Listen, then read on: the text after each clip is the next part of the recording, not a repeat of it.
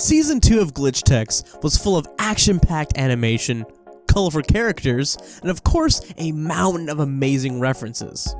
That's right, with its release, we are in for another treat of both video game and pop culture references alike.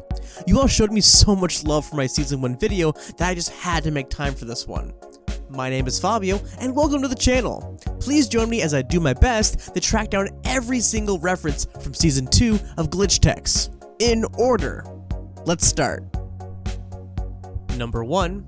I missed this one in my last video, but the restaurant, Mama Miyamoto's, is a reference to Shigeru Miyamoto, video game legendary director and producer of some of the best-selling video game franchises, such as Super Mario and The Legend of Zelda. Number 2, Bailey Park is a clever double reference. First, to Laura Bailey, one of video game's most prolific voice actresses, known for her role as Rain in Blood Rain, Jaina Proudmoore from World of Warcraft, Chun-Li from the Street Fighter series, and Nadine Ross in Uncharted 4: A Thief's End, just to name a few. And second, during episode 2, when Fives and the Ping crash through the sign here, the top letters get rearranged from Downtown Bailey to Donna Bailey, the American video game American programmer who, in 1981, helped co-create, alongside Ed Logg, Atari's arcade video game Centipede. I swear this game took all my quarters as a kid. Number 3, the smiling star next to the chompy plant is a reference to the Super Mario video games, as they are very similar to, well, the stars and piranha plants.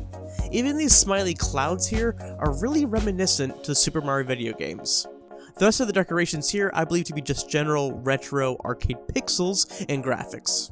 However, we get more love for the Super Mario with this graphic that appears later, Super Modder Sis, reference to Super Mario Bros. Video games. Number 4, referenced in episode 1, the Glitch Modder, and then debuted in episode 8, Settling the Score, the infamous comp site griever Mike Sims is a reference to, well, Mike Sims, software developer and creator of Tux Games and Linux Game Publishing. Number 5, the modded armor that Ridley gives Miko in 5, that is from Fire Age 4, reminds me of the classic Final Fantasy armor of the classes for both Knights and Black Mages. Could just be generic fantasy armor here, but I feel like this is also very intentional. Number 6, the shopping center around the Hinobi storefront is full of food references here, and a few maybe not so much references, but I thought they were worth mentioning. In rapid order, You've Got Bail is You've Got Mail, Tropical World is Tropical Smoothie, Hobby Hall is Hobby Lobby, Snake Shack is, well, Shake Shack, Noodle King, Burger King, The Book Stop is GameStop, and Frosty Mart, The Groovy Smoothie, and Pizza Pond remain a mystery to me, so feel free to take your best shot at these ones. Number 7, we see Bergie here beating Hanish with the Swamp Deck, which I believe to be referencing the deck type from the iconic Magic the Gathering card games, which were like cardboard crack for me. Number 8, Ping is one giant reference to the classic arcade game Pong, developed by Atari, released back in 1972. Number 9, upon entering the Game Kingdom store, this little green guy here reminds me of the sprites from the classic arcade games Space Invaders. Number 10, Unicorp reminds me of a game I used to play a ton of when I was little, and that's Galaga.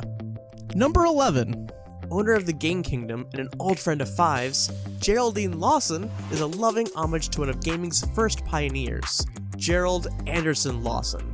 This show note fully refers to this character even by his true nickname, Jerry. His work as an electronic engineer helped design the Fairchild F video game console, as well as the leading team that created the first ever video game cartridge. Thank you, Jerry. You helped create a big part of my childhood. At number 12, the wall in Jerry's arcade is a treasure trove of randomness and references tossed about. I don't believe everything here is a reference, so let me speed through number 12 real quick, just trying to get through everything the best that I can. Drift Racer is Speed Racer. Moby Gross, nothing. Space House, nada. 8 Shoes, hilarious, but nothing. Fire H4, Fire Emblem. Bird Knight, nope. Robo Burger, nope. Metal Fish, haha, I wish. Oversight, is Overwatch. That game, I wish this was something, but nope. Karate Trainer, nuh-uh. Moshitsuki, no. There was a cool poster here with all the Nintendo controllers on it. A Space Invaders poster. This fast blue dude, but nothing here. Princess Sword, doubt it. This hero poster with the weird looking mask guy, gonna say no. Idarb, nope. Dragon Castle, Dragon Castle, the board game? Doki Doki Bros, Super Mario Bros again. Watercrest, sounds like a really bad time. Spenkler's Maze, oh what? No. The Hinobi Bro cards kinda remind me of the Pokemon starters, like how this one looks like Squirtle over here. Snake is the Snake, 1997 retro phone game. Lost, I can't place this one. And lastly, the picture with the ladders and platforms is a reference to the same stage from the Donkey Kong arcade games. Number 13. The conversation Bit has on screen with another robot is a clear reference to Gladys from the notorious Portal video game. We get another subtle reference to Portal here with the infinite loop Miko and Mitch create a few scenes later, a mechanic that is commonly used in the video game itself. Number 14. Mikeo Drift, Miko's catchphrase during this high-speed chase moment, is a reference to the movie and then later video game, The Fast and Furious Tokyo Drift.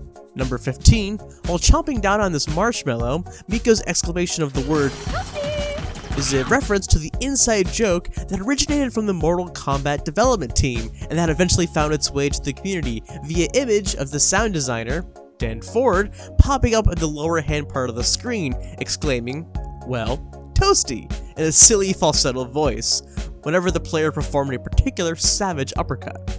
Number 16, Episode 3, Ralphie Bear is Back is one giant reference to the video game Five Nights at Freddy's. Number 17, when Miko bursts out and yells, Master of all Chiefs! She is of course referencing one of video game's most iconic characters, the Master Chief, from the Halo video games. At number 18, here we see Drift Racer, which is a reference to the Fast and Furious Drift Racer arcade games. At 19, in Episode 3, Miko's battle cry is a clear reference to the catchphrase of everyone's favorite Green Titan, the Hulk, from the Marvel Comics. Number 20, Ridley saying is a reference to Kappei Yamaguchi, the well-renowned Japanese voice actor and actor for a ton of different video games and anime, such as Taka from the recent Ghost of Tsushima and Usopp from One Piece. Love One Piece. At 21, they fight a mecha pterodactyl from Smash Bros. 4 that resembles Ridley from the Metroid video games, which seems really appropriate as the story is about the glitch text Ridley, and this felt like an intentional connection here. At 22, Miko asks Five a series of questions. Asking him what is on the scanner, she mentions the blood, which are a gross space hive mind from the Halo video games. At 23, Episode 7, in the neighboring city, Dabney, we meet the respective Glitch Tech's branch director, Joan Fishback. Long ago, she and Phil had a dispute over a goofy, funny bunny companion, Glitch, named Kodama, which is a reference to Rieko Kodama, also known as Phoenix Ri, and she's a Japanese video game artist, director, and producer for Sega. She is recognized as one of the first successful female video game developers and is known for her contributions to the Master System and Mega Drive games, as well as 1991 Sonic the Hedgehog. At 24, the Dabney team debuts on the scene with several poses from the iconic Ginyu Force, the elite group of mercenaries hired by Frieza from the Dragon Ball Z anime series. At 25, Episode 7, during the chase scene between the Glitch Techs and the Dabney Techs, we see the store in the background named Kikuta, which is a reference to Hiroki Kikuta, a Japanese video game composer and game designer known for his amazing works on The Secret of Mana and Trials of Mana. Some of his works have ever been performed in concerts around the world, such as the Symphonic Fantasies concerts in Germany. 26. As the Dabney Tech leader, Nameless, calls up his group to leave, he exclaims, "Okay Techs, assemble and roll out," which is a double combo reference to the Avengers slogan, Avengers Assemble, and the Autobots' call from the Transformers, Roll Out. At 27, Mitch mockingly refers back to the Dabby team a moment later with the phrase, "Let's transform and cowabunga," referencing Transformers again, and now the catchphrase of Bart Simpson from The Simpsons. At 28, during an argument, Phil and Joan refer to each other as Joan of Snark and Pillsbury Doughboy, referencing both Joan of Arc and the Pillsbury Dough Guy. Yeah, not a video game reference, but a reference nonetheless. Number 29. Ryu Sims at the beginning of this episode is a reference to Ryu from Street Fighter. The name and headband are a dead giveaway, but if that wasn't enough, this entire episode is sort of a combo reference to the beat-em-up style arcade games such as Street Fighter, but also with a bit of DDR in the mix as well, via the game Sock'em Rockers. At 30, the game Miko plays at the arcade, Zool, is a reference to the arcade game known as, well, Zool, Ninja of the Nth Dimension, which is a platform game originally produced by Amiga by Gremlin Graphics in 1992. At 31, Nobi Kart Race is a reference to the Super Mario Kart racing video games. And then we have the mention of these two street names, Tully and Melnitz, which is a reference to Louise Tully and Janine Melnitz from the Ghostbusters movies. 32, Miko exclaims, "What in the twin galaxies?" which references to the organization and social media platform that essentially acts as the official supplier of information to the Guinness World Records for video games. 33, Miko talking trash says the phrase, "Brother, that winter has come?" which is a reference to the iconic phrase of the Starks, "Winter is coming," from the Game of Thrones saga.